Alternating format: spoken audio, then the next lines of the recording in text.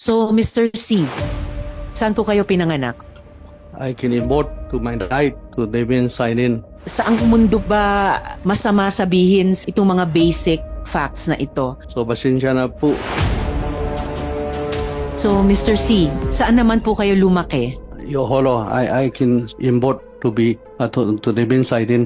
Sir, bakit po makaka-incriminate sa inyo kung sasagutin nyo yung komite saan kayo pinanganak at ngayon saan kayo lumaki? Because of the ongoing case. Pwede ba kayong mag-share ng mga karanasan ninyo habang lumalaki kayo? Mga growing up years nyo, childhood nyo? Can you share any experiences about those?